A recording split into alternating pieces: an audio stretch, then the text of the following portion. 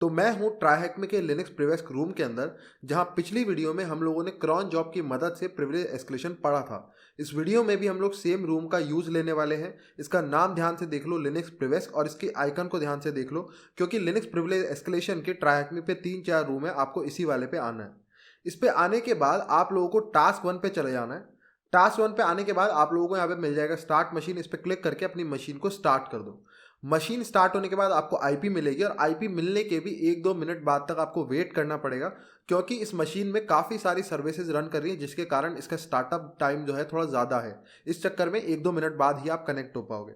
जब आपके 1-2 मिनट पूरे हो जाएं, उसके बाद आप ये SSH का कमांड डालो, प्लस आपको होस्ट के एल्गोरिदम वाला ये ऑप्शन देना पड़ेगा, जो हमने पहले समझा था क्या होता है। उसके बाद आप इस मशीन से कनेक्ट हो गए। तो इस मशीन से सबसे पहले हम लोग कनेक्ट हो जाते हैं। इसको कॉपी करते हैं, कमांड को SSH के कमांड को पेस्ट करते हैं, उसके बाद होस्ट की एल्गोरिदम का ऑप्शन देते हैं। ऑप्शन पेस्ट करने के बाद एंटर मारूंगा मैं, इस पर यस लिखेंगे, पासवर्ड में पासवर्ड 321 डालेंगे, और हम लोग कनेक्ट हो जाएंगे। अब कनेक्ट होने के बाद यहां से हम लोग स्टार्ट करते हैं अपनी मेन चीज, कि आज हम लोग पढ़ने वाले हैं SUID से प्रिविलेज एस्केलेशन कैसे करते हैं। सबसे पहले हमारे को उससे ये समझना होगा कि SUID परमिशन है क्या। ठीक है, SUID एक परमिशन है, जैसे एग्जीक्यूट, रीड, राइट, वैसे SUID S रिप्रेजेंट करता है SUID में। ठीक है, वो परमिशन है क्या, वो करती क्या है, सबसे पहले हमारे को ये समझना पड़ेगा। तो SUID की फुल फॉर्म है सेट यूजर ID। ठीक है, जैसे इसकी फुल फॉर्म है ना, ये वही काम करता है। यानी कि SUID एक स्पेशल परमिशन है।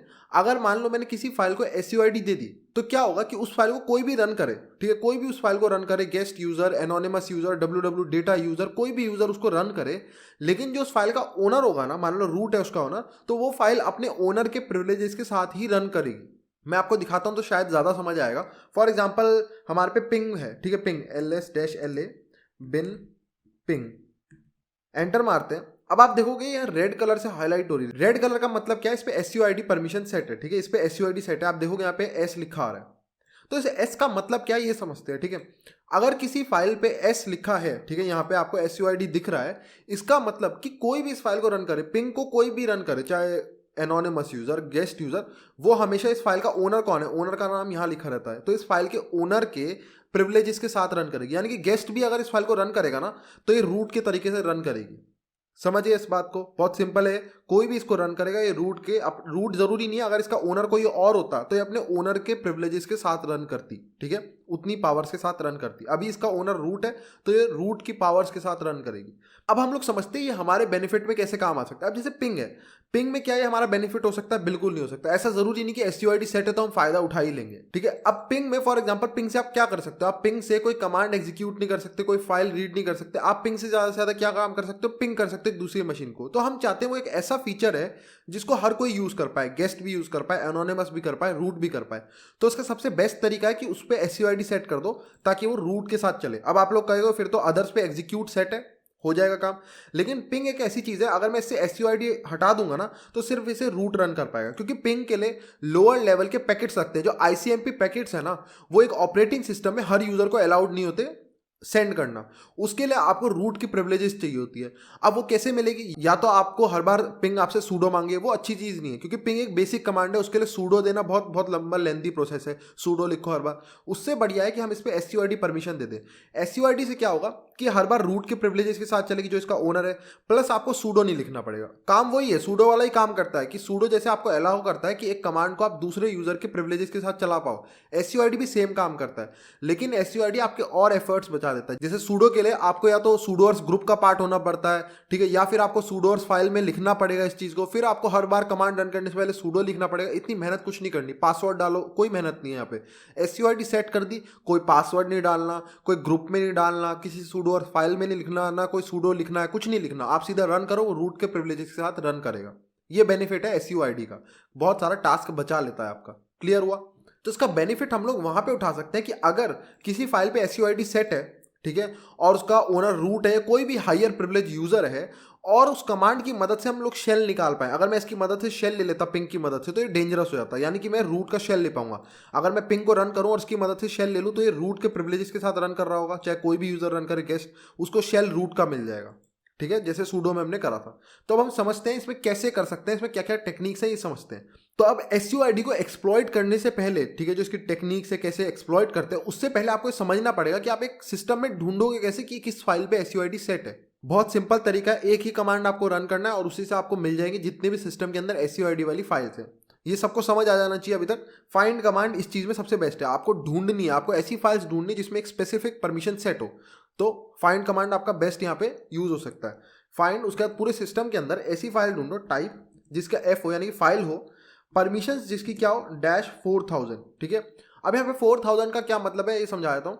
देखो, जब SUID को हम सेट करते हैं ना, जैसे फॉर एग्जांपल CH मोड का आप लोगों ने यूज करा है। CH मोड में रीड के नंबर होता है 4, ठीक है, राइट का नंबर होता है 2, एग्जीक्यूट का होता है 1, हर परमिशन को एक नंबर मिला है। वैसे ही अगर आप SUID का नंबर देखोगे ना, तो वो क्या होता है 4000 उसका नंबर होता है, ठीक है। 4000 एक्चुअली में नंबर होता है। अगर मान लो मेरे को किसी को SUID परमिशन देनी है, ठीक है, तो मैं कैसे दे सकता हूँ किसी फाइल को, CH मोड 4000 नंबर दिया, उसके बाद आप अपनी नॉर्मल परमिशन, जैसे मान लो किसी को आपको 755 देनी है, यानी कि रीड राइट एग्जीक्यूट, उसके बाद रीड और एग्जीक्यूट, रीड और एग्जीक्यूट। ये 4 का मतलब है आप उसको SUID भी देना चाह रहे हो, तो ये 4000 यहाँ पे नंबर होता है SUID का, इसलिए हम परमिशन में ये दे रहे हैं। जैसे आप रीड राइट एग्जीक्यूट में RWX देते हो, आप ऐसे भी लिख सकते हो +S, इससे भी काम हो जाएगा, ठीक है। U+S, तो यूजर को खाली SUID देनी है तो U+S, ग्रुप को देनी है तो ग्रुप को दे दोगे।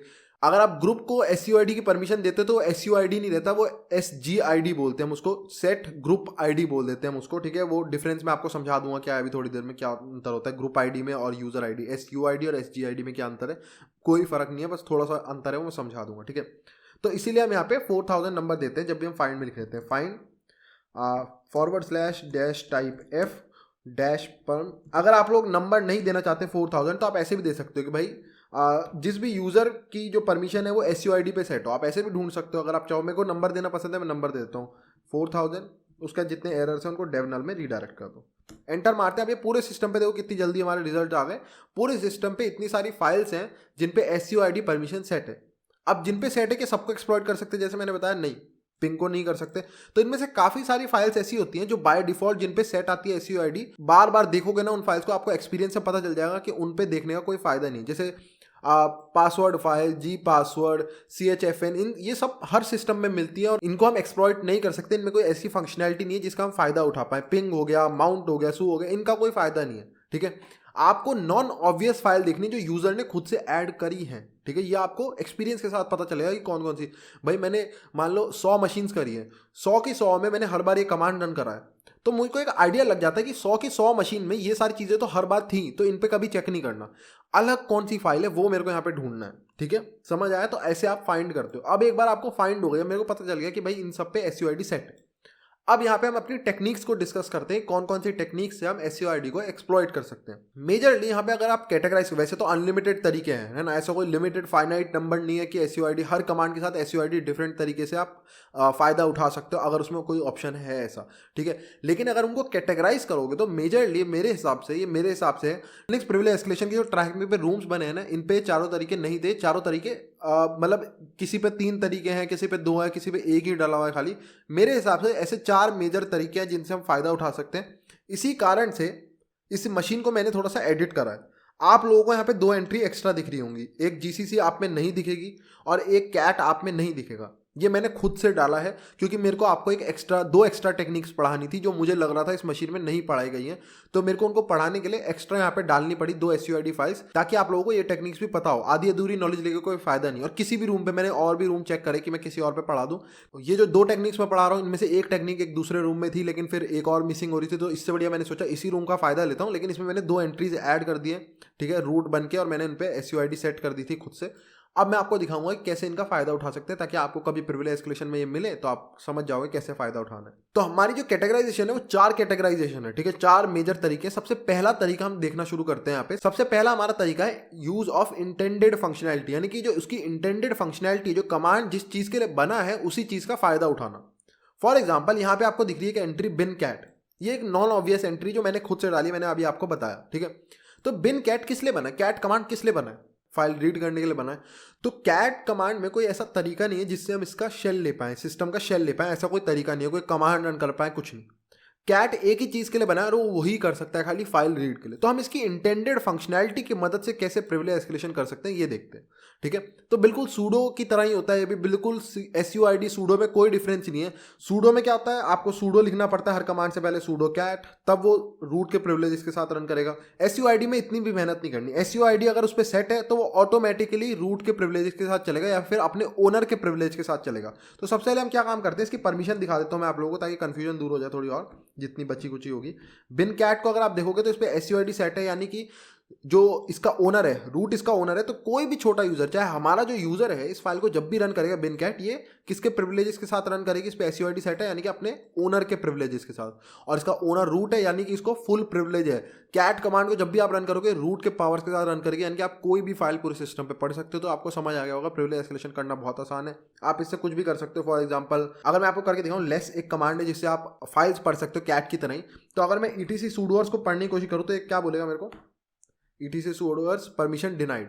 बट अगर मैं क्या काम करूं, कैट का यूज लूं, अब कैट पे SUID सेट है, इसका ओनर रूट है, तो हमारा काम हो जाएगा कैट ETC sudoers, और मैं इस फाइल को पढ़ पा रहा हूं। तो आपको दिख रहा है कि ऐसे हमारे को यहाँ पे जो इसका ओनर था, जो रूट था, उसके प्रिविलेज के साथ हम यहाँ काम कर पा रहे हैं। ऐसे ही आप ETC शैडो फाइल पढ़ सकते हो आप, जिससे आप हैश क्रैक्स कर सकते हो, ठीक है, ETC शैडो। और ऐसे आप यहाँ पे प्रिविलेज एस्केलेशन इससे निकाल सकते हो, इस हैश को कॉपी करके और क्रैक करना। ये तो मैं सूडो वाली वीडियो में दिखाया था, बार बार रिपीट नहीं करूंगा टाइम वेस्ट के लिए। ऐसे करके आप इंटेंडेड फंक्शनैलिटी, अगर आपको लग रहा है कि आप उससे शेल नहीं निकाल सकते, कमांड से एग्जीक्यूट नहीं निकाल सकते, फिर भी आप उसकी इंटेंडेड फंक्शनैलिटी, जो चीज़ के लिए वो कमांड बनाया ना, सिर्फ उतना ही लेके उसका फायदा उठाओ। जैसे कैट का हमने ETC शैडो पढ़ लिया। फॉर एग्जाम्पल कोई और कमांड होता है, जैसे कट एक कमांड है, SED एक कमांड है, सेड, वो फाइल किस लिए बना है, वो कंटेंट को रिप्लेस, यानी कि आप उससे राइट कर सकते हो। तो आप इसके अंदर अपना एक हैश राइट कर पाते हैं उस कमांड की मदद से, ठीक है। आप ऐसे कोई अगर कमांड आपको पता है जिसकी फंक्शनैलिटी ऐसी नहीं है जिससे कमांड एग्जीक्यूट कर पाओ, तो भी आप उनकी इंटेंडेड फंक्शनैलिटी की मदद ले सकते हो, जिससे आप प्रिविलेज एस्केलेशन कर पाओ। ये हो गया पहला तरीका, बिल्कुल सिंपल था ये तो, है ना। और ये पढ़ाया नहीं था लोगों ने, लेकिन मेरे को लगता है कि आपको इतना बेसिक तो पता होना चाहिए, इतना दिमाग खुद से लगाना आना चाहिए आपको, कि अगर आपको कोई जरिया नहीं मिल रहा है कमांड एग्जीक्यूट या शेल लेने का, तो आप उसकी इंटेंडेड फंक्शनैलिटी की फायदा उठाओ। अब आता है सेकेंड तरीका हमारा, शेल एस्केप, ठीक है। शेल एस्केप बहुत सिंपल तरीका है। शेल एस्केप में क्या होता है कि यही बिल्कुल तरीका है कि आपको एक कमांड दिया गया है जिसपे SUID सेट है, लेकिन उस कमांड में ऐसा एक ऑप्शन है जिससे आप कमांड्स को एग्जीक्यूट कर पाओ, ठीक है। उस कमांड में एक ऐसा ऑप्शन है, जैसे for example dash dash shell एक ऑप्शन है जिससे आप जो भी कमांड दोगे वो एग्जीक्यूट होगा। तो आप उसका फायदा उठा के वहां से शेल निकाल सकते हो रूट का। समझ आया, ठीक है। ये हमने सेम चीजें सूडो में भी पढ़ी थी। जिन लोगों को कंफ्यूजन है, एक बार सूडो वाली वीडियो भी देख लेना, क्लियर हो जाएगा। फॉर एग्जांपल मैं दोबारा से दिखाता हूँ, हमारे पे GCC सेट था। अब GCC में क्या है, GCC किस लिए, GCC की इंटेंडेड फंक्शनैलिटी क्या है, जिन लोगों को पता है, ये C के कोड को कंपाइल करने के लिए बना है ना, C असेंबली वगैरह के कोड को कंपाइल करने के लिए बना है, कंपाइलर है। इसकी इंटेंडेड फंक्शनैलिटी ये नहीं है कि इससे शेल निकाला जाए, इससे शेल लेना कोई इंटेंडेड फंक्शनैलिटी नहीं है, इससे कमांड्स रन करना कोई इंटेंडेड फंक्शनैलिटी नहीं है, लेकिन फिर भी हम इसकी मदद से शेल ले सकते हैं। वो कैसे, वो हम देखते हैं यहाँ पे। ये होगा शेल एस्केप, यानी कि GCC से बाहर निकल के हमने GCC का फायदा उठाया, ठीक है। GCC पे SUID सेट है, इसका ओनर रूट है, तो हमने इसका फायदा उठाया और इसकी मदद से हमने शेल निकाल लिया। इसे हम कहते हैं शेल एस्केप। इंटेंडेड फंक्शनैलिटी इसका कंपाइल करना है, लेकिन हम इसकी मदद से शेल निकाल पा रहे हैं, वो शेल एस्केप कहलाएगा। क्लियर हुआ। अब शेल एस्केप करना कैसे है वो मैं आप लोगों को दिखाता हूं। अब यहाँ पे आप या तो इसका रट्टा मार सकते हो कि क्या क्या लंबे लंबे कमांड है, या फिर आप सीधा GTFO बिन्स की मदद ले सकते हो। GTFO बिन्स बेस्ट वेबसाइट है, मैंने सूडो में भी दिखाया था। कोई फायदा नहीं है, देखो 200-300 तरीके तो सीधा सीधा GTFO बिन्स पे लिखे हैं। अगर आप उनको याद करोगे तो कोई फायदा नहीं, आप रट्टा मार रहे हो, उसका कोई फायदा नहीं है, ठीक। कोई आपको लगता है बड़ा हैकर है, उसने ये सब याद कर रखे हैं, तो ऐसा कोई नहीं है, कोई याद नहीं करता, ठीक है। याद करना बेवकूफ़ी है। जब आपके GTFO बिन्स है तो याद करने की कोई जरूरत नहीं है, ठीक है। तो याद मत करना कि इससे कैसे प्रिविलेज एस्केलेशन करना है, क्या कमांड लिखूँ। कहीं कहीं में तो आप देखोगे 2-2, 3-3 लाइन के कोड होते हैं, ठीक है, आगे ऑप्शन दिए हैं, लंबे लंबे ऑप्शन दिए होते हैं, उनसे प्रिविलेज, तो उनको याद करके कोई फायदा नहीं है, ठीक है। तो आप सीधे GTFO बिन्स पे जाओ, वहां से देखो, आपका काम हो जाएगा, ठीक है। दिमाग ऐसी चीज़ों में प्रिविलेज एस्केलेशन में कहाँ लगाना पड़ता है, जब आप हार्ड मशीन्स पे जाते हो। और हार्ड मशीन्स पे ना आपको इतना सिंपल नहीं कि GCC दे दिया, वहां पे आपको कस्टम फाइल मिलती है, ठीक है। आपको मिल जाएगी कोई पाइथन की फाइल hello.py। अब आपको इससे प्रिविलेज एस्केलेशन करना है, वहां पे आपको खुद से कमांड इंजेक्शन ढूंढना पड़ेगा, या उसके कोई ऑप्शन में कोई गलती ढूंढनी पड़ेगी, उस फाइल के कोड में वल्नरेबिलिटी, वहां पे आपको लॉजिकल दिमाग लगता है। ये जो बेसिक बेसिक चीज़ है ना, GCC से कैसे निकालना है ऑलरेडी लिखी हुई है, इन पर रट्टा मत मारो। तो हम चलते हैं सीधा GTFO बिन्स पे। तो मैं आ गया हूँ GTFO बिन्स पे, ठीक है। GTFO बिन्स पे आ गए। यहाँ पे आके मैं सर्च करूंगा GCC। अब जीसीसी में यहाँ पे एसयूआईडी का तो ऑप्शन ही नहीं है, तो अब हम क्या काम करेंगे? तो अगर आपको कहीं पे दिख रहा है ना कि वहाँ पे सूडो का ऑप्शन है और वहाँ पे एसयूआईडी का ऑप्शन नहीं है, या फिर वहाँ पे शेल है वहाँ एसयूआईडी का ऑप्शन नहीं है, तो आप इनका भी यूज ले सकते हो। जैसे फॉर एग्जांपल सूडो पे गए तो सूडो और एसयूआईडी में कोई फर्क नहीं है, बस आपको क्या काम करना है, सूडो नहीं लिखना। सूडो में सूडो लिखना पड़ता है, एसयूआईडी में ऑलरेडी बाय डिफॉल्ट वो रूट की तरीके से रन करेगा, अपने ओनर के प्रिविलेज के साथ रन करेगा, तो आपको सूडो लिखने की जरूरत नहीं है। तो आप इस कमांड से भी सीधा प्रिविलेज एस्केलेशन कर पाओगे, कोई फर्क नहीं है। तो कई बार आपको ऐसा लगता है कि भाई यहाँ पे मेरे को एसयूआईडी जीसीसी पे सेट है, लेकिन इस पे तो जीटीएफ बीन्स पे एसयूआईडी दिखाई नहीं रहा है, तो आप सूडो से भी कर सकते हो, बस आपको सूडो नहीं लिखना, कमांड सेम रहेगा। ठीक है, फाइल रीड कैसे करते हैं, राइट देखो शेल के लिए दिया हुआ है, शेल अगर इससे लेना हो तो डायरेक्ट आप ये कमांड रन करो, शेल मिल जाएगा। और यहाँ पे बस सूडो में उन्होंने सूडो ऐड कर दिया, तो कोई अंतर नहीं है। तो इसको कॉपी कर लेते हैं यहाँ से। ठीक है, शेल को आप चाहे वो वाला भी कमांड सेम ही है, पेस्ट कर देंगे। अब जीसीसी पे हमारे को पता है कि एसयूआईडी सेट है और इसका ओनर रूट है, तो एंटर मारते ही हमारे को शेल मिल जाएगा आईडी, एंड आप देखोगे आपकी इफेक्टिव यूजर आईडी जो है वो रूट पे सेट हो गई है। आपकी यूआईडी हमेशा 1000 रहेगी। अब ये कंफ्यूजन आप लोगों का दूर कर देता हूँ, काफ़ी लोगों को इसमें कंफ्यूजन रहते हैं। आप देखोगे कभी भी आप एसयूआईडी की मदद से शेल लोगे ना, तो आपकी यूआईडी डिफरेंट होगी, आपकी ईयूआईडी डिफरेंट होगी। यूआईडी हो गई यूजर आईडी। आप यूजर तो हमेशा यूजर, आप यूजर तो यूजर ही हो ना, आप यूजर तो यही हो। अगर अब मैं अभी फायरफॉक्स ओपन करूँ अपनी मशीन में, तो क्या फायरफॉक्स रूट की तरीके से रन करेगा? नहीं, वो इसके प्रिविलेजेस के साथ रन करेगा, क्योंकि मैं यूजर तो यही हूँ ना, लॉग्ड इन तो मैं यही हूँ। लेकिन इफेक्टिवली सिर्फ जीसीसी के लिए, जब तक जीसीसी का प्रोसेस काम कर रहा है उतने टाइम के लिए, सिर्फ इस प्रोसेस के अंदर अंदर, ये सिर्फ जीसीसी के लिए है ना, बाकी कमांड के लिए अभी मैं एलएस लिखूंगा, ठीक है, इस वाले शेल में नहीं, एक नया शेल खोलूंगा उसमें एलएस लिखूंगा, तो रहूंगा तो मैं यही वाला यूजर ना। तो यूजर तो हमेशा मैं यूजर ही हूं अभी भी, लेकिन इस प्रोसेस के लिए, सिर्फ इस प्रोसेस के लिए मेरी इफेक्टिव यूजर आईडी रूट हो गई है। किसकी वजह से? एसयूआईडी की वजह से। तो इसीलिए यहाँ पे इफेक्टिव यूजर, आपकी इफेक्टिवली सिर्फ इस प्रोसेस के लिए वो कह रहा है, इफेक्टिवली आपकी जो यूजर आईडी है वो रूट हो गई है, लेकिन ओरिजिनल में आप यूजर ही हो। ये याद रखना, ये अंतर होता है। इफेक्टिव यूजर आईडी यूआईडी से ऊपर आती है। अगर आपकी इफेक्टिव यूजर आईडी कह रही है रूट और आपकी यूआईडी कह रही है यूजर, तो इस प्रोसेस के लिए आपकी जो यूजर आईडी है वो रूट हो चुकी है, सिर्फ इस प्रोसेस के लिए। तो यूआईडी थोड़ी ऊपर आती है यूआईडी से, लेकिन सिर्फ एक प्रोसेस के लिए। समझ आ गया कैसे आप रूट बन गए यहाँ पे? ये हो गया आपका शेल एस्केप। ऐसे अनगिनत मेथड है, इसीलिए मैं बोल रहा था कोई लिमिटेड फाइनाइट नंबर नहीं, अनगिनत मेथड है। ये जीसीसी से करके दिखाया, विम, नैनो, लेस, मोर, सबसे हो सकता है, बहुत तरीके हैं। ठीक है, इसीलिए मैंने यहाँ पे आपको एक से करके दिखाया। अब ये हो गया शेल एस्केप। अब हम आते हैं अपने तीसरे तरीके पे। तीसरा हमारा तरीका ये है कि पाथ वेरिएबल इंजेक्शन। ठीक है, पाथ वेरिएबल इंजेक्शन। इससे पिछली क्रॉन जॉब वाली वीडियो में मैंने एक और तरीका आपको पढ़ाया था, पाथ वेरिएबल ओवरटेक, जिसका नाम मैंने खुद बोला था कि मैंने रखा है, कहीं इंटरनेट पे नहीं मिला, क्योंकि वो नाम मैंने रखा था, मुझे ऐसा लग रहा था कि नाम सूट करता है, पाथ वेरिएबल ओवरटेक। वैसे ही मैंने यहाँ पे इसका नाम रखा है पाथ वेरिएबल इंजेक्शन। अब मैं आपको पाथ वेरिएबल इंजेक्शन समझाऊंगा, ठीक है, और आपको समझ आ जाएगा दोनों में अंतर क्या है। इंजेक्शन और ओवरटेक में थोड़ा सा अंतर है। वो जो पिछली वीडियो में क्रॉन जॉब जिन्होंने देखी होगी उनको पता होगा पाथ वेरिएबल ओवरटेक में क्या था। इसमें मैं समझाता हूँ पाथ वेरिएबल इंजेक्शन है क्या। तो इसको समझने के लिए सबसे पहले हम क्या काम करते हैं, दोबारा से फाइंड कमांड को रन करते हैं। मैं भूल गया यार जिससे मेरे को प्रिविलेज एस्केलेशन करना था, उसका नाम क्या था? तो एफ डैश परम डैश। आप लोगों के लिए इस बार मैं दूसरे तरीके से कर लेता हूँ। पिछली बार डैश 4000 यूज करता था, इस बार यू इक्वल्स टू एस वाले तरीके से कर लेते हैं। डैश परम परम तो यूज कर लिया है, एरर्स को रिडायरेक्ट करेंगे डेव नल। ठीक है, ये हमारी फाइल्स आ गई। अब हमारे को करना है इन्वायरमेंट वेरिएबल, ये वाला था। ठीक है, तो ये इसको कॉपी कर लेते हैं। अब हम क्या काम करेंगे, ये कस्टम फाइल है, तो आप कैसे कर सकते? अब यहाँ पे मैं आपको बोल रहा था, यहाँ पे आपको दिमाग लगाना पड़ेगा, यहाँ पे आपको लॉजिकली सोचना पड़ेगा। जो अभी तक आपने जीटीएफ फोबिन्स वाला देखा ना, इंटेंडेड फंक्शनैलिटी सिंपल वाला हो गया, या शेल एस्केपिंग, ये सब इजी था। अब आता है मीडियम और हार्ड मशीन्स पे ना, आपको कस्टम फाइल, जैसे यहाँ पे कस्टम फाइल है, ऐसे कस्टम फाइल्स मिलेगी, उससे कैसे प्रिविलेज एस्केलेशन कर सकते हैं वो आपको सीखना है। ठीक है, तो ये यहाँ पे हम क्या काम करते हैं, इसको पेस्ट करते हैं। हमारे को पता है ये कस्टम फाइल है, क्योंकि इस नाम का कोई कमांड नहीं होता है, SUID ENV। ठीक है, और इस पे SUID सेट है, तो इससे कैसे प्रिविलेज एस्केलेशन कर सकते हैं। ये पहला तरीका कस्टम फाइल के लिए। कस्टम के लिए दो तरीके हैं, एक दूसरा इसके बाद में समझाऊंगा, चौथा और लास्ट तरीका। ये तीसरा तरीका देखते हैं। तो हम लोग क्या काम करेंगे, सबसे पहले अगर मेरे को चेक करना है कि इससे प्रिविलेज एस्केलेशन के लिए जो हमारा तीसरा तरीका है पाथ वेरिएबल इंजेक्शन, उसके लिए हमारे को सबसे पहले ढूंढना पड़ेगा कि क्या ये किसी कमांड को कॉल कर रहा है। मतलब क्या होता है, ये फाइल रन करेगी, उसके अंदर भी अपने आप कमांड्स कॉल हो रहे होंगे, जैसे कोई भी कमांड डेट के लिए डेट कमांड यूज कर रहा होगा। ठीक है, कोड भी यूज कर सकते हैं, लेकिन हम कमांड्स भी यूज कर सकते हैं हर चीज के लिए। तो यहाँ पे मैं क्या काम करूंगा, स्ट्रिंग्स रन करूंगा। स्ट्रिंग से क्या होगा, जो भी अल्फाबेट्स के अंदर होगा, जो हम पढ़ पाएंगे, ह्यूमन रीडेबल होगा, स्ट्रिंग्स उन सबको दिखा देगा। तो यहाँ पे इसको पेस्ट करते हैं। स्ट्रिंग्स ने इसके अंदर जो स्ट्रिंग्स है, जैसे यहाँ पे ये लाइब्रेरी कौन सी यूज कर रहा है, जैसे यहाँ पे दिख रहा है libc.so, कौन से फंक्शन यूज कर रहा है वो भी आपको देखने को मिल जाता है। सिस्टम फंक्शन यूज हो रहा है, यानी कि कोई सिस्टम का कमांड रन कर रहा है जो हमारे काम की चीज है। तो उसके बाद ये libc के फंक्शंस है, उसके बाद आपको यहाँ पे कमांड दिखेगा, नीचे कमांड कॉल हो रहा है सर्विस अपाचे टू स्टार्ट, ये अपाचे टू सर्विस को स्टार्ट कर रहा है। यहाँ पे सिक्योर कोडिंग प्रैक्टिस का यूज नहीं हुआ, यहाँ पे ये कोड वनरेबल है।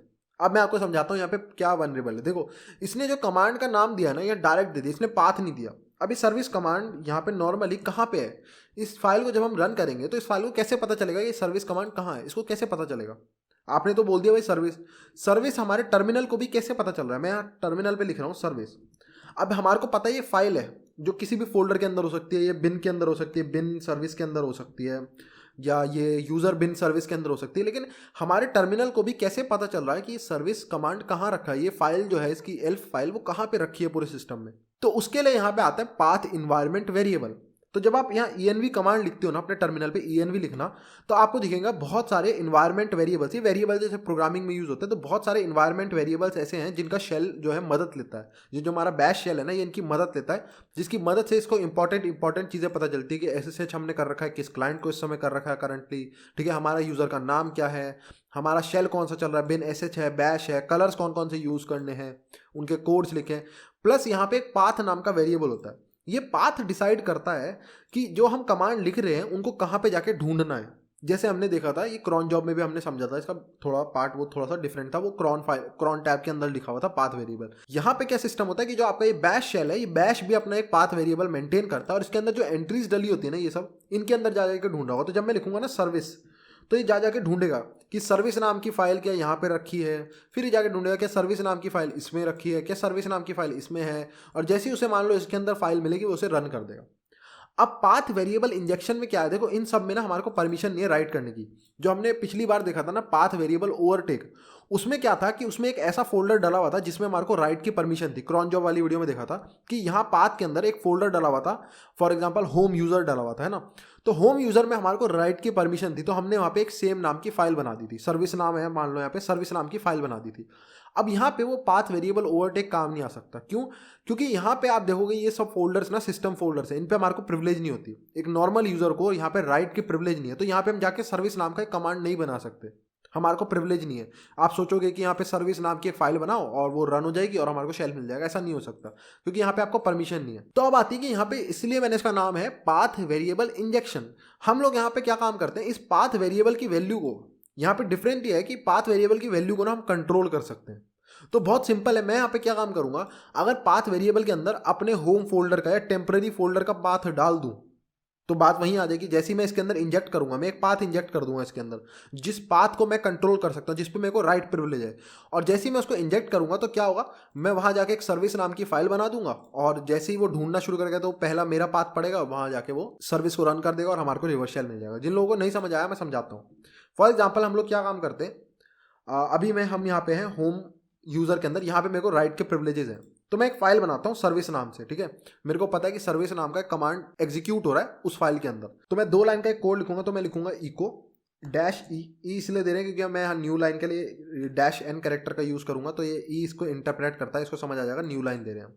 तो पहली लाइन में तो मैं डालूंगा शिबैंग लाइन बिन sh, इसके बिना भी काम हो जाएगा लेकिन ये डाल दिया करो, अच्छा रहता है। दूसरी लाइन, अब यहाँ न्यू लाइन के बाद मैं दूसरी लाइन स्टार्ट करूँ, दूसरी लाइन में मैं अपना रिवर्स शेल डालूंगा नेटकैट का NC डैश NVLP, नहीं यहाँ लिसनिंग थोड़ा करनी, कनेक्ट करना है। तो यहाँ पे मैं अपने सिस्टम की IP दूंगा, अपने सिस्टम पे चलते हैं पहले।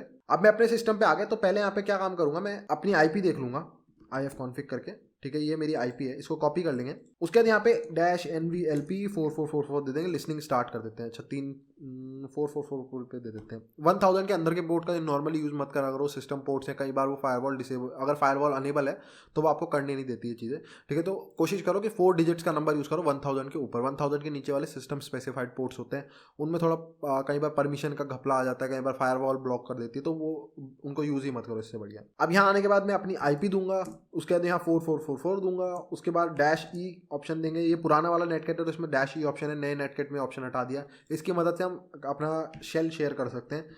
बिन sh इसको दे देते हैं और इसको रिडायरेक्ट कर देंगे एक सर्विस नाम की फाइल के अंदर, ठीक है, हो गया। अब इसको chmod दे देंगे, chmod, या sh लिखने की जरूरत नहीं है। बाय डिफॉल्ट ना जब आप कोई फाइल देते हो और उसमें आपने शिबैंग लाइन डाल दिया तो ऑटोमेटिकली जब लिनक्स इसको रन करेगा, शिबैंग लाइन इसीलिए हमने दी है कि हमारे को यहाँ पे .sh ना देना पड़े। अगर तो मैं यहाँ .sh दे देता तो मेरे को शिबैंग लाइन देने की जरूरत ना पड़ती। अब मैंने यहाँ पे शिबैंग लाइन दे दी तो ऑटोमेटिकली समझ जाएगा सर्विस क्या है, एक sh फाइल है जिसके अंदर कमांड्स लिखे हैं, तो उसको बैश में रन कर दो, ठीक है। और यहाँ एस नहीं, सॉरी, यहाँ पे हम एक्स देंगे, एग्जीक्यूट की परमिशन देनी सर्विस को। ये हो गया यहाँ पे डन। अब हम यहाँ पे क्या काम करेंगे, अब पाथ के अंदर हमारे को इंजेक्ट करना है, तो मैं लिखूंगा path equals to, path variable की वैल्यू सेट करेंगे, पाथ इक्वल्स टू, और इसके अंदर जो हमारा फोल्डर है उसका नाम दे देंगे होम यूजर, ठीक है। और यहाँ फॉरवर्ड स्लैश देने की जरूरत नहीं है, उसके बाद कोलन देंगे, जो भी नेक्स्ट एंट्री होगी वो क्या होगी, जो करंटली पाथ की वैल्यू वही दे देंगे। अब इसका मतलब क्या है, path equals to, path variable की वैल्यू क्या सेट कर रहे हैं, होम यूजर जो हमारा करंट जिसमें मेरे को ऐड करना है वो ऐड करा, उसके बाद कोलन दिया, और जो अभी करंट में जो ऑलरेडी वैल्यू चल रही है ना वेरिएबल की, वो यहाँ पे ऐड हो जाएंगे, जितने भी पिछले पाथ हैं वो सब यहाँ पे ऑटोमेटिकली आते जाएंगे, यूजर बिन जो भी थे पिछले वो सब यहाँ पे ऐड हो जाएंगे। तो उसकी करंट वैल्यू, अगर किसी वेरिएबल की आपको लिनक्स में वैल्यू देखनी होती है, फॉर एग्जाम्पल जिन लोगों को नहीं समझ आ रहा, इको डॉलर पाथ करूंगा ना अगर मैं, तो ये पाथ की सारी वैल्यू मेरे को दिखा देगा। तो डॉलर पाथ का मतलब वेरिएबल को मेंशन कर रहे हैं, तो वेरिएबल की जो वैल्यू है उनके लिए हम डॉलर पाथ यूज कर रहे हैं, ठीक है। तो मैं यहाँ पे क्या काम करूंगा, पाथ इक्वल्स टू, ठीक है, अपने उसका दूंगा होम, उसके बाद यूजर, उसके बाद कोलन। यहाँ पे जितने भी पाथ्स हैं वो सब कैसे डिवाइडेड होते हैं, एक कोलन से, तो कोलन, उसके बाद जो करंट में पाथ की वैल्यू है वो ऐड कर दो, ठीक है। अब आप देखो मैं इको डॉलर करूंगा तो हमारा जो पाथ है वो हमने इंजेक्ट कर दिया, इसीलिए मैं इसको बोलता हूँ पाथ वेरिएबल इंजेक्शन, क्योंकि हमने अपना पाथ इंजेक्ट कर दिया इसके अंदर। पाथ वेरिएबल ओवरटेक में हमारे को इंजेक्ट करने की जरूरत ही नहीं पड़ी थी, पहले से था। तो इसलिए हमने क्या काम करा, बस एक सर्विस नाम की ऐसी कमांड, एक फाइल बना दी थी और ऑटोमेटिकली हमारा काम हो गया। उसमें हमने ओवरटेक करा था बस खाली, कि हमने क्या काम करता है, जो सर्विस नाम की फाइल थी वो यहाँ पे ऑलरेडी पड़ी हुई थी, लेकिन हमने ओवरटेक करके पहले डाल दी, ठीक है। हमने जैसे कार से ओवरटेक करते हैं, तो हमने ओवरटेक करके अपनी फाइल सर्विस नाम की यहाँ पे डाल दी, तो वो वाली पहले रन हो गई। इसमें क्या है, हम ओवरटेक तो कर ही रहे हैं, प्लस इसमें हम पाथ इंजेक्शन कर रहे हैं। तो यहाँ पे हमने पाथ को इंजेक्ट कर दिया, अपने पाथ को ऐड करा, अब उसके बाद सर्विस नाम की यहाँ पे एक फाइल ऑलरेडी पड़ी है, तो जैसे ही हम अपने एसयूआईडी वाले कमांड को रन करेंगे, वो सर्विस नाम से ढूंढना शुरू करेगा, सर्विस अपाचे टू कमांड को रन करेगा, और बैश जैसे ही सर्विस नाम के कमांड को ढूंढना शुरू करेगा, पाथ के अंदर सबसे पहला पाथ यहाँ होगा, उसके अंदर यहाँ पे हमारा रिवर्स शेल लिखा है और वो एग्जीक्यूट होकर हमारे को शेल मिल जाएगा, ठीक है। तो अप की दबाते हैं, वो जो हमारा कमांड था ना, क्या था यार वो कमांड, ये वाला, स्ट्रिंग्स हटाते हैं और इसको रन करते हैं। अब जैसे ही ये रन होगा, ठीक है, इसके अंदर वो कमांड रन होगा सर्विस, और वो हमारे वाले को कॉल कर देगा। एंटर मारते हैं एंड आप देखोगे स्टक हो गया, इसका मतलब रिवर्स शेल आ गया हमारे को। यहाँ वापस आते हैं अपने टर्मिनल पे, ID and boom we are root. तो ये हो गया यहाँ पे कैसे हम पाथ वेरिएबल इंजेक्शन की मदद से अपना काम निकलवा सकते हैं। अब आता है हमारा चौथा और लास्ट तरीका, वो हम लोग देखते हैं। एंड आई होप सो आपको थोड़ा सा ऐसा ना लग रहा हो कि ज़्यादा ऊपर से जा रहा है, क्योंकि मैं मानता हूँ ये चीज़ें ऐसी हैं जो आपको इजी मशीन्स में देखने को नहीं मिलती, और अगर आप बिगनर हो तो थोड़ा सा ऊपर से जा सकता है, क्योंकि ये चीज़ें ऐसा तो है नहीं कि मेरे को भी पहले दिन में समझ आ गई थी, धीरे धीरे करके मैंने सीखी। तो अगर आपको अभी लग रहा है ना कि शुरू की 2 तो आपको समझ आ गई टेक्निक्स, इनमें थोड़ा सा कन्फ्यूजन है, तो कोई दिक्कत नहीं है, बस आपको दिमाग में है ना, आपको पता है। तो अगली बार बस आप ये कि आपके कभी आगे फेस करोगे मीडियम और हार्ड मशीन में, तो आपको पता रहेगा कि ऐसी भी चीज़ें होती हैं, और अगर आप कभी अटको तो वापस आके आप देख सकते हो। तो आपको पता होना चाहिए, बस इतना मेरा पॉइंट ऑफ व्यू है ना, आपको ये समझ आनी चाहिए। तो जो हमारी लास्ट टेक्निक है ना, उसका नाम है शेयर्ड ऑब्जेक्ट इंजेक्शन या ओवरटेक, दोनों में से कुछ भी बोल लो, ठीक है। मेरे ख्याल से वो ओवरटेक है, पर मैंने जो देखा है बाकियों ने लिख रखा है नाम, लिनक्स प्रिविलेज एस्केलेशन रूम में सबने उसका नाम लिख रखा है शेयर्ड ऑब्जेक्ट इंजेक्शन। मेरे को ज़्यादा पसंद है शेयर्ड ऑब्जेक्ट ओवरटेक, क्योंकि इसमें हम कुछ इंजेक्ट नहीं कर रहे हैं, हम ओवरटेक कर रहे हैं। तो वो आपको समझ आ जाएगा क्या ओवरटेक कर रहे हैं, वो आपको अभी पता चलेगा। और स्टार्टिंग में मैंने आप लोगों को एक डिफरेंस बताना भूल गया, जो मैंने स्टार्टिंग में बोला था SUID है और SGID है, उसमें क्या डिफरेंस है वो भी मैं आप लोगों को बताता हूँ। ls-la बिन पिंग दिखाता हूँ, बहुत सिंपल अंतर है यार। देखो इस पे SUID सेट है, SUID का मतलब ये है कि भाई जो इस फाइल का ओनर है ना, ये उसके प्रिविलेजेस के साथ रन करेगी। लेकिन अगर ये S कहाँ पे होता है, यहाँ पे होता, तो इस पे SGID सेट होती है, ग्रुप पे S सेट होता, ठीक है। तो ग्रुप पे जब S सेट होता है SUID, तो उसको SGID बोलते हैं। उसका मतलब क्या है, जो इसका ग्रुप है, ग्रुप क्या है, रूट, जिस भी ग्रुप में है ना, उस ग्रुप का जो ओनर होगा उसके प्रिविलेज इसके साथ रन करेगी, ठीक है। तो मान लो इसका जो यहाँ पे ग्रुप है रूट है, और रूट ग्रुप का ओनर रूट होता है, तो ये रूट के प्रिविलेज इसके साथ रन करती है। तो ऐसा भी हो सकता है कि आपको SGID मिल जाए, कोई डिफरेंस नहीं है, बस आपको वहाँ पे ध्यान रखना है कि उसका जो ग्रुप है उसका ओनर पता लगाओ, ग्रुप का ओनर कौन है। जैसे रूट का तो देख के पता चल रहा है कि रूट ही है, तो उस जो ओनर है उसके प्रिविलेज इसके साथ वो रन करेगी। क्लियर हो गया, SGID में इतना डिफरेंस होता है। इससे भी सेम काम हो सकता है, अगर आपको लग रहा है कि वो रूट है तो आप उससे प्रिविलेज कर सकते हो, ओनर अगर रूट है उस ग्रुप का। क्लियर हो गया, ये दोनों में डिफरेंस रहता है, बिल्कुल सिंपल है, अगर इसमें कोई कंफ्यूजन नहीं होना चाहिए। अब 4 टेक्निक समझने के लिए हम कौन सी फाइल का यूज लेने वाले हैं, उसका नाम मैं फिर से भूल गया हूँ, तो मैं यहाँ पे दे देता हूँ f-4000 dev null, ठीक है। तो हम लोग यूज लेने वाले इस SO वाले का, शेयर्ड ऑब्जेक्ट, SO की फुल फॉर्म शेयर्ड ऑब्जेक्ट। इसको कॉपी कर लेते हैं, ठीक है। अब हम इसकी मदद लेने वाले हैं कि इसकी मदद से कैसे करेंगे। तो शेयर्ड ऑब्जेक्ट फाइल्स क्या होती हैं, आप लोगों ने अगर मेरी बाइनरी एक्सप्लोरेशन वाली देखी होगी सीरीज, जिन लोगों को बाइनरी एक्सप्लॉइटेशन आता है तो उनको आज बेनिफिट मिलने वाला है। बाइनरी एक्सप्लॉइटेशन में हमने एक कमांड यूज करेंगे जो बाइनरी एक्सप्लॉइटेशन में सीखा था। शेयर्ड ऑब्जेक्ट फाइल्स क्या होती है? शेयर्ड ऑब्जेक्ट फाइल्स वो होती है सपोर्टिंग फाइल्स। मैंने एक आईडी कमांड रन करा, लेकिन आईडी कमांड के अंदर सारा कोड नहीं होता। जैसे फॉर एग्जांपल मैं आपको समझाता हूँ, जिन लोगों ने सी में प्रोग्रामिंग करी तो आप लिखते हो ना #include stdio, है ना, stdio लिखते हो। तो आप क्या काम कर रहे हो? stdio एक सपोर्टिंग उसकी लाइब्रेरी है जिसका कोड इंपोर्ट कर रहे हो अपनी फाइल में, ताकि आप इसके अंदर फंक्शंस यूज कर पाओ। stdio जैसे printf फंक्शन हो गया, ये सारे stdio में ऑलरेडी लिखे हुए हैं। आप उनका अगर यूज लेना चाहते हो उसको आप अपने कोड के अंदर इंपोर्ट करते हो। सिमिलरली लिनक्स के अंदर so फाइल्स होती हैं। so फाइल्स क्या है? लाइब्रेरी फाइल्स है। इनके अंदर कोड लिखा हुआ है और आप इनकी मदद ले सकते हो अपने कोड में, ठीक है। आप इनको अपने कोड में इंक्लूड कर सकते हो और इंक्लूड करने के बाद इसके अंदर जो कोड लिखा है उसका फायदा ले सकते हो अपने कोड में। printf फंक्शन, जो भी फंक्शन है वो सब कॉल कर सकते हो। तो ये लाइब्रेरी फाइल्स होती हैं, सपोर्टिंग फाइल्स। इनके अंदर सपोर्टिंग कोड लिखा रहता है, क्योंकि ऐसा तो है नहीं कि आपने जैसे गेम डाउनलोड करते हो, इतना बड़ा गेम है तो ऐसा तो है नहीं खाली उसकी एक exe फाइल आती है, बहुत सारी DLL फाइल्स आती है, सपोर्टिंग फाइल्स उसके साथ, है ना। जैसे विंडोज में DLL होती है, लिनक्स में यहाँ पे SO फाइल्स होती है, सपोर्टिंग फाइल जिसके अंदर कोड लिखा रहता है। तो यहाँ पे हम वही देखने वाले कि इस शेयर्ड ऑब्जेक्ट फाइल्स का कैसे फायदा उठाया जा सकता है। तो सबसे पहले मैं क्या काम करूंगा, स्ट्रिंग्स करूंगा, ठीक है, और अपनी इस वाली बाइनरी के ऊपर। तो स्ट्रिंग्स में हम देखते हैं कौन कौन सी ऑब्जेक्ट फाइल का ये यूज ले रहा है, ठीक है। जैसे यहाँ पे एक ले रहा है, ये कॉमन फाइल है जो लिनक्स में पड़ी रहती है, lib64। इसमें हमारे को कोई परमिशन भी नहीं है राइट रूट करने की, ठीक है। libdl.so2 ये भी नॉर्मल आपको दिख जाएगी, ठीक है। ये आपको दिख रही है libstdc++ की कॉमन फाइल है, ये आपको हर जगह दिखेंगी, ये सारी कॉमन है। इनमें से आपको ऐसा ढूंढना है कोई अनकॉमन है आपको दिख रही हो, जो कस्टम बनाई गई हो, उनका कोई नाम भी अजीब हो सकता है, कुछ भी हो सकता है, एक नाम अजीब हो या किसी गलत पाथ पे हो, उसका पाथ ऐसा हो जो आपको लग रहा हो कि ये यहाँ पे क्यों दी हुई है, ये तो कोई भी कंट्रोल कर सकता है, इस टाइप से, ठीक है। उसके बाद आप नीचे आओगे तो यहाँ पे आपको दिखेगा कि होम यूजर के अंदर एक SO फाइल, यानी कि एक सपोर्टिंग फाइल को ये यूज कर रहा है, libcalc.so। लेकिन इसका पाथ देखो, ये पाथ हम लोग कंट्रोल कर सकते हैं, ये क्यों यहाँ पे दिया है? तो कंट्रोल कर सकते हैं, इसका मतलब क्या है कि इस फाइल को मैं डिलीट करके इस SO फाइल, इस ऑब्जेक्ट फाइल को ये अपने कोड के अंदर इंक्लूड कर रहा है ना। तो अगर मैं इसको डिलीट मार के अपनी वहां पे फाइल बना के रख दूं सेम नाम से, तो ये उसको रन करेगा और जैसे ये रन होगा इसके अंदर मेरा रिवर्स शेल होगा, मेरा काम हो जाएगा, है ना, सिंपल। तो यही हमारे को यहाँ पे काम करना है। लेकिन उससे पहले आपको कुछ चीज़ें कंफर्म करनी पड़ती है। आपने स्ट्रिंग्स में देख लिया, स्ट्रिंग्स में तो कोई भी जो इंग्लिश की चीज़ होगी वो आ जाएगी। अब जरूरी थोड़ा ना कि ये लिखा है, एक स्ट्रिंग भी तो हो सकती है नॉर्मल डबल कोट्स के अंदर, जैसे प्रोग्रामिंग में स्ट्रिंग होती है, खाली स्ट्रिंग हो।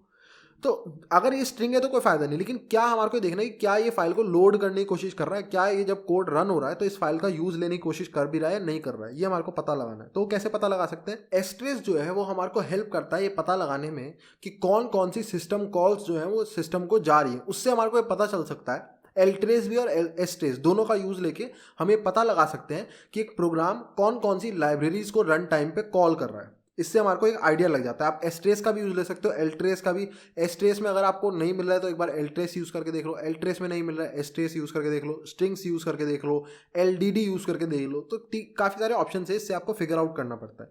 हम लोग एस्ट्रेस से यूज करके देखते हैं। एस्ट्रेस अपने प्रोग्राम का नाम देंगे जो था हमारा यूजर लोकल बिन SUID-SO, यही था, ठीक है। और यहाँ पे मैंने थोड़ा सा गड़बड़ कर दी है, SUID, ठीक है। उसके बाद यहाँ पे मैं क्या करूँ, ग्रैप करूँगा। ग्रैप से मेरे को इजीली मिल जाएगा, बहुत सारा आउटपुट होगा तो उससे इजीली ग्रैप कर पाऊंगा मैं क्या हो रहा है, ठीक है। और मैंने यहाँ पे एक गलती कर दी है। एस्ट्रेस के साथ एक चीज़ आपको याद रखनी है, अच्छी बात है कि आपको इससे पता चल जाएगा। एस्ट्रेस के साथ ना एक चीज़ याद रखो, एस्ट्रेस पाइप नहीं होता जल्दी से, उसके लिए स्पेशली आपको यहाँ पे बोलना पड़ेगा। जैसे आप एरर्स को रिडायरेक्ट करते हो ना, वैसे ही आपको यहाँ पे रिडायरेक्शन लगाना पड़ेगा पाइप की तरफ पे। तो आपको यहाँ पे क्या करना है कि हम लोग एरर को चाहते हैं, एक तो एरर्स, ठीक है, एरर्स प्लस आउटपुट, तो एंड आउटपुट दोनों को रिडायरेक्ट कर दो। ये तो हो गया एरर को आप दोनों को उल्टा भी कर सकते हो, यहाँ पे 1 को भी कर सकते हो कि इधर 2 कर दो, इधर 1, कोई फर्क नहीं पड़ रहा है, ठीक है। इधर ऐसे कर दो चाहे इधर ऐसे कर दो, कोई फर्क नहीं पड़ रहा है। तो बस हम ये कह रहे हैं कि एरर 2 का नंबर होता है एरर, STD एरर और STD आउटपुट दोनों को रिडायरेक्ट कर दो, ठीक है। दोनों को रिडायरेक्ट कर दो कहाँ पे, ग्रैप के अंदर, और ग्रैप से हमारे को पता चल जाएगा। अब आपको दिखेगा यहाँ पे एक ओपन सिस्टम कॉल लगी है। ओपन सिस्टम कॉल फाइल को ओपन करने के लिए होती है, रीड ओनली मोड में इस फाइल को ओपन करना चाह रहा है, लेकिन यहाँ पे एक एरर आया है। एरर क्या है कि ये फाइल एग्जिस्ट ही नहीं करती है। तो ये तो हमारे को पता चल गया कि भाई इस फाइल को ओपन करना चाह रहा है, इसके कोड को पढ़ना चाह रहा है, यानी कि एग्जीक्यूट होगा इसका कोड, लेकिन ये फाइल एग्जिस्ट ही नहीं करती है। हमारे को बहुत बड़ा बेनिफिट है, अगर मैं सेम नाम की फाइल बना दूं और उसके अंदर रिवर्स शेल लिख दूं, ये ओपन करती है, हमारा रिवर्स शेल एग्जीक्यूट हो जाएगा। समझ आया? इसीलिए मैं इस टेक्निक को कह रहा था शेयर्ड ऑब्जेक्ट ओवरटेक। ओवरटेक इसलिए मैंने यहाँ पे कुछ इंजेक्ट नहीं करा, मैं अपना कुछ कोड नहीं डाल रहा हूँ, मैं बस यहाँ पे क्या काम कर रहा हूँ, ये जो ऑलरेडी रन कर रहा है यहाँ पे इसको ओवरटेक करके अपनी फाइल डाल रहा हूँ, इसकी जगह पे जो ओरिजिनल फाइल है उसकी जगह पे अपनी फाइल डाल रहा हूँ। इंजेक्ट तो कुछ नहीं करा। इंजेक्ट तो ये होता है कि हमने कोई इनपुट डाला और वो सामने इंजेक्ट हो गया। जैसे पाथ में हमने इंजेक्ट करे एक पाथ को, अपने पाथ को इंजेक्ट करा, वो इंजेक्ट। लेकिन जब आप कोई चीज़ डाल ही नहीं हो रहा, एसक्यूएल इंजेक्शन एक इंजेक्ट अटैक है, इंजेक्शन दे रहे हो उसमें ना, कुछ इंजेक्ट कर रहे हो सामने यूजर ने पासवर्ड में, आप अपना एसक्यूएल क्वेरी डाल रहे हो, वो एक इंजेक्शन अटैक, इसीलिए इंजेक्शन बोला जाता है। यहाँ पे कुछ इंजेक्ट कर ही नहीं रहे हम लोग, यहाँ ओवरटेक कर रहे हैं। यहाँ पे जो ओरिजिनल चीज़ थी उसको हटा के अपनी फाइल रख रहे हैं, यहाँ पे जो फाइल है ही नहीं उसको बना के रख रहे हैं, इसलिए ओवरटेक टेक्निक में ज़्यादा बोलना पसंद करूंगा इसको। ठीक है, समझ आया? तो अब यहाँ पे हम क्या काम करते हैं, CD करके चलते हैं होम के अंदर, यूजर के अंदर, फिर CD करते हैं कॉन्फिग के अंदर। कॉन्फिग नाम का फोल्डर ही नहीं है .config यहाँ पे, तो हम बना देते हैं mkdir.config।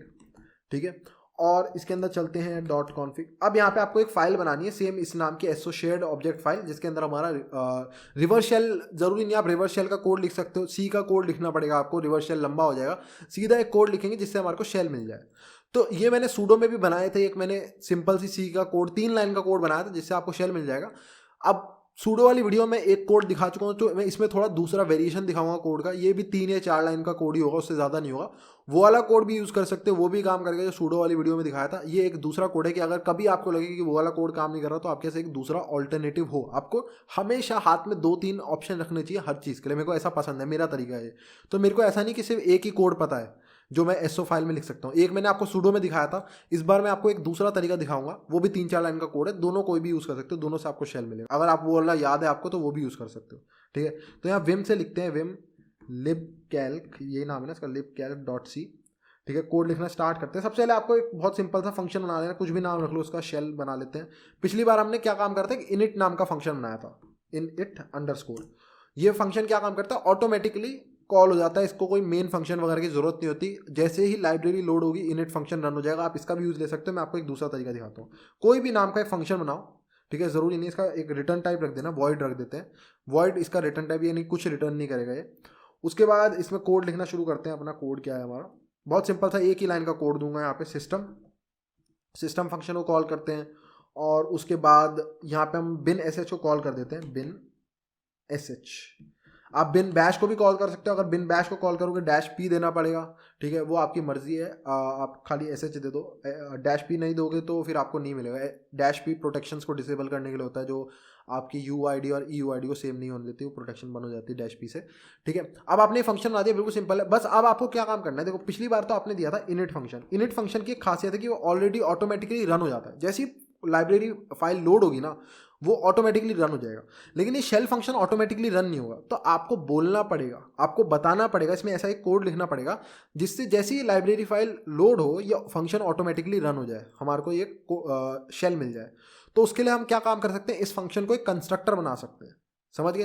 तो जिन लोगों ने प्रोग्रामिंग करी है कोई भी लैंग्वेज में, उनको पता होगा, मतलब ऑब्जेक्ट ओरिएंटेड प्रोग्रामिंग करी है। कंस्ट्रक्टर फंक्शन क्या होता है, कंस्ट्रक्टर फंक्शन वो फंक्शन होते हैं जो ऑटोमेटिकली अपने आप रन हो जाते हैं जैसे उनका ऑब्जेक्ट बनता है। ठीक है, तो यहाँ पे हम इस फंक्शन को एक कंस्ट्रक्टर बना देंगे।